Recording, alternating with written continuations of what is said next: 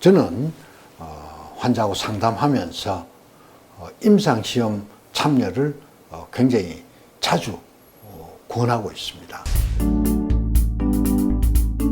왜 그러냐 하면 지금 저희인데 상담 오는 분 상당수가 정말 이 아주 진행된 사기 암 환자분들이 정말 고민스러워서 찾아오는 분들이 상당히 많으세요. 그래서 저는 임상시험 참여를 하라고 얘기를 하는데 아직까지도 상당히 임상시험에 대한 그런 부정적인 생각을 가진 환자분들이, 환우분들이 상당히 많으세요. 그래서 저는 오늘 임상시험에 대한 전반적인 얘기와 더불어 왜 현 시점에서는 임상시험 참여를 적극 고려해야 되는지에 대해서 설명을 드리겠습니다.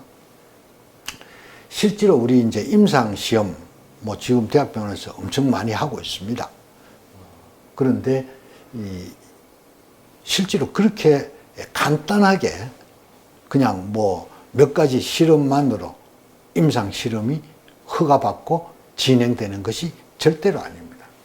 임상시험의 핵심은 안정성입니다.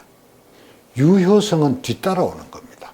물론 유효성이 중요한 포인트이긴 하지만 그 전에 안정성입니다. 그러니까 즉 독성을 먼저 검토를 하고 그 다음에 치료 효과를 보도록 그렇게 되어 있는 것이 임상시험이기 때문에 정체도 모르는 독약에 내가 살해되는 그런 기분을 가지실 이유가 사실은 전혀 없습니다. 그래서 이 과정을 볼 것 같으면 대개 임상실험을 시작하기 전에 임상실험 전 단계가 있습니다. 우리 그걸 보통 전임상이라고 얘기를 합니다. 임상시험 전에. 그래서 맨 처음에 이제 어떤 후보 물질이 가능성이 보이는 그런 물질들이 있으면 우선은 실험실에서 암세포를 대상으로 암세포를 배양해서 그것이 얼마나 가능성이 있는지 효과가 있는지를 먼저 실험실에서 실험을 하게 됩니다. 그 다음에 동물 실험을 통해서 그거에 이제 효과를 증명을 하게 되죠. 그 다음에 이제 중요한 것이 안정성이기 때문에 동물을 대상으로 했지만 독성 검사를 해야 됩니다. 그래서 이 독성 검사에서 안전해야만, 안정성이 확보가 되어야만 그 다음에 임상실험을 신청을 할 수가 있습니다. 그런데 효과가 동물 실험에서 아무리 좋았더라도 이 독성 실험에 문제가 생기면 암은 다 없어졌는데 그 동물이 장님이 됐다든지 불구가 됐다든지 다른 어떤 장기가 망가졌다든지 그러면 그건 약으로 쓸 수가 없는 거죠. 그래서 실제로 이 동물 실험에서 이미 이 부분이 다 확인이 된 연후에 임상시험에 신청서를 낼 수가 있는 겁니다. 그 임상시험도 1상, 2상, 3상으로 나누어지는데 임상 1상은 주로 독성과 용량을 이제 결정하게 되지요. 그런데 이제 이 목표를 보면 어떤 분들은 기절합니다. 아니 그럼 내가 독이 있는가 없는가 그것만 하는 실험만 보냐? 그건 내가 왜 하냐? 근데 이제 이게 주 목적이고 효능은 2차적인 목표가 되겠죠. 그래서 주가 독성과 용량 결정이다. 임상 2상은 1상에서 어느 정도의 효과를 2차적으로 확인을 했기 때문에 이 효능 여부가 이제 1차 목표입니다. 그래서 임상 2상은 이제 정말 효과가 있나 없냐, 또 그 다음에 1차에서 봤던 관찰되지 못했던 독성이 없냐 하는 걸 보게 되고 여기서 긍정적인 결과가 나오면 그 다음에 임상 3상을 하게 되고 임상 3상은 좀 더 대규모로 효과를 제대로 검증을 하자. 그 다음에 이제 또 다른 치료, 지금 현존하고 있는 다른 치료에 비해서 그 효능을 비교를 하는 그런 실험이 되겠습니다. 지금 있는 치료에 비해서 효과가 현저히 떨어지면 그건 별로 가치가 없는 것이죠.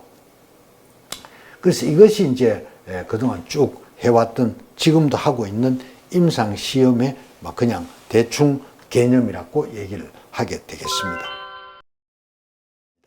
그런데 이제 이 항암 치료에 있어서는 이게 항암 치료가 이제 계속 변하고 발전하고 있잖아요. 그래서 실제로 이제 1세대의 항암제는 우리가 세포 독성 화학 물질, 우리가 흔히 얘기하는 항암제입니다. 그 다음에 이제 2세대 항암제가 표적 치료제가 되겠고, 3세대 항암제가 면역 항암제가 되겠습니다. 그런데 이 세포 독성 화학 물질은 우리가 과거에 많이 했었죠. 이것이 주로 1970년대 때 80년, 1990년 동안 아주 광범위하게 해왔고, 그 다음에 지금 우리가 쓰고 있는 세포 독성 화학 물질의 항암제, 세포 독성 항암제는 이때에 이루어졌던 임상시험 결과에 의거해서 표준치료라는 것이 만들어진 겁니다. 그래서 지금 대학에서 하고 있는 표준치료는 전 세계적으로 표준화가 되어 있다. 왜? 이때 한 30년 동안 했던 모든 결과 중에서 가장 좋은 핵심만 뽑아서 만들어 놓은 것이 표준치료다. 사실은 거의 다 끝이 났습니다. 그 다음에 표적항암제인데, 사실은 표적항암제들이 1970년대 때 타목시펜, 그러니까는 그 에스트로겐 수용체에 작용하는 타목시펜이 제일 먼저 허가를 받았다고 했지만 활성화가 되질 않았습니다. 그러다가 이레사, 이게 이제 주로 폐암의 표적 치료제죠. 이레사가 효과가 아주 좋았기 때문에 그 이후에 제약사들이 표적 치료제의 가능성을 보고 아주 연구가 급증을 했고, 2000년부터 2010년 사이에 거의 모든 임상시험은 표적 치료제에 대한 임상시험이었습니다. 그러니까 세포독성 항암제는 2000년 이후에는 거의 없습니다. 그 다음에 면역 항암제는 이제 키트루다가 등장하고 나서 면역을 자극을 해서 암을 치료할 수 있는 가능성이, 그 전까지는 전부 이론으로만 했죠. 그런데 실질적으로 되는구나. 이래서 2010년 이후에는 면역 항암제에 대한 임상시험이 주류를 이루고 있습니다. 그러니까는 지금 이루어지고 있는 임상시험에서 세포독성 항암제의 임상은 거의 없습니다, 지금. 지금 이루어지고 있는 임상시험은 표적치료제 혹은 면역항암제가 대부분을 이루고 있기 때문에 임상시험을 적극적으로 참여하라고 얘기를 드리는 겁니다. 가령 예를 들어서 면역항암제나 표적치료가 자기한테 맞으면 정말 극적인 상황을 반전을 시킬 수 있습니다. 거의 사기암 환자가 거의 모든 암이 소실되는 그런 기적과 같은 일이 일어나기 때문에 적극 참여를 해라. 그래서 이제 참여를 권하는 것이고요. 지금 이제 이 전체적인, 이거는 약간은 미래의 청사진이긴 합니다만은, 과거에는 이제 이게 이제 세포 독성 항암제를 썼던 생존율의 결과입니다. 그 다음에 이것이 표적치료제의 생존율의 결과입니다. 표적치료제가 분명히 효과가 있기는 하지만 세포독성 항암제에 비해서 조금 더 낫다. 어떤 표적치료제는 연장 효과가 하지 않은 그룹에 비해서 3개월이다. 이런 식의 것이 대부분이었습니다. 그런데 면역 항암제는 생존율이 이렇게 됩니다.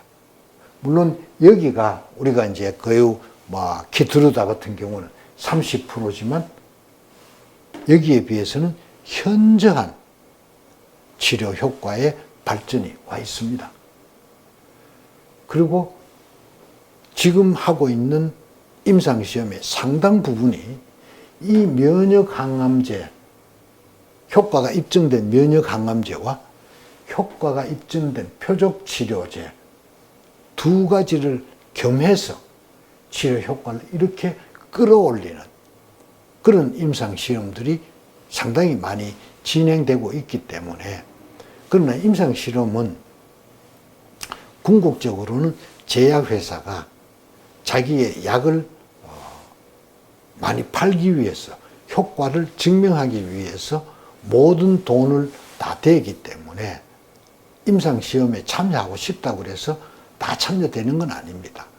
거기에 포함이 될 수 있는 기준이 있습니다. 그 기준에 들어가야만 참여를 할 수 있지만,